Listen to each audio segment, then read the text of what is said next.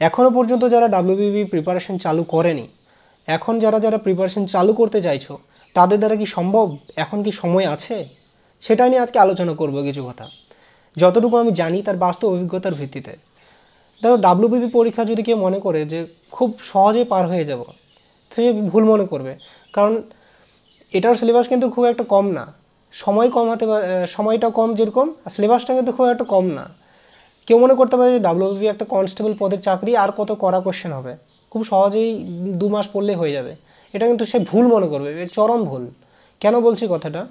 এর ভিতরে তুমি দেখো, রিজনিং আছে, অঙ্ক আছে, ইংলিশ আছে, জেনারেল স্টাডিজের ভিতরে হিস্ট্রি, জিওগ্রাফি, ইকোনমিক্স, পলিটি আছে, ইকোনমিক্স আছে, তারপরে এদিকে science, general science, current affairs, static GK. আসবে 25 মার্ক, মানলাম যে জিএসে 25 মার্ক আছে, কিন্তু এই 25 মার্ক তো আমাদের তো পড়তে হবে, না পড়া ছাড়া তো আমরা আর করতে পারছি না, এটার পিছনে তো আমাদের টাইম দিতে হবে। কিন্তু সেটা মানলাম যে ডাব্লিউবিসিএসের মতো যতখানি পরিশ্রম করতে হয় এটাতে ততটা দিতে হয় না এফোর্ট, সেটা তো কম দিতে হয়, কিন্তু তো আমাদের দিতে হবে তো।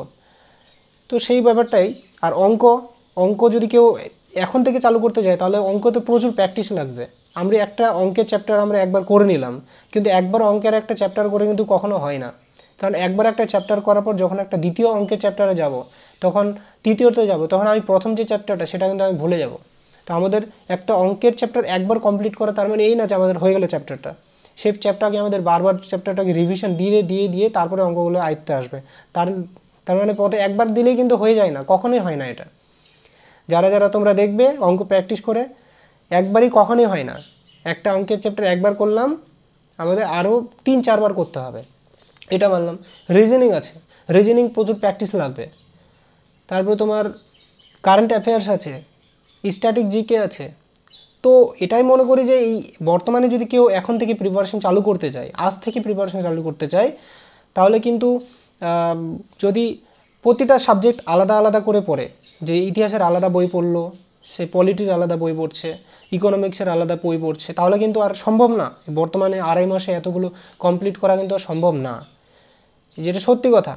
সম্ভব না এটা, কারণ অঙ্ক করবে, অঙ্ক করতে হবে, রিজনিং করতে হবে, ইংলিশ করতে হবে।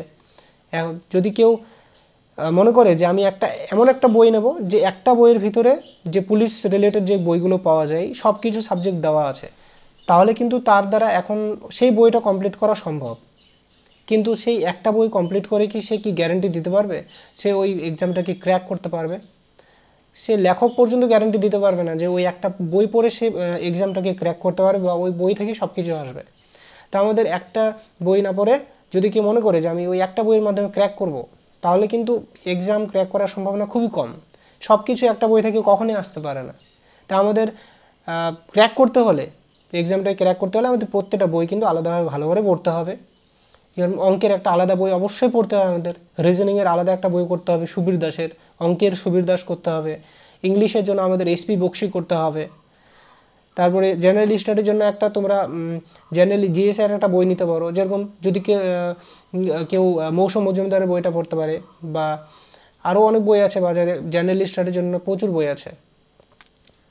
তো এটাই বললাম, আজকে এটাই টপিক ছিল যে এই অল্প সময়ের ভিতরে তোমরা যে কোনো একটা বই পুলিশ রিলেটেড সিলেক্ট করো এবং সেটাকে বারবার করে রিভিশন দাও। অন্য কোনো বই কিন্তু আলাদা করে পড়তে যেও না, কারণ সময় পাবে না। আমি মানলাম যে তোমরা কমপ্লিট করে নেবে সেটা বড় কথা না, কমপ্লিট করে সেটাকে মনে রাখতে হবে, আবার আমাদের রিভিশন দিতে হবে।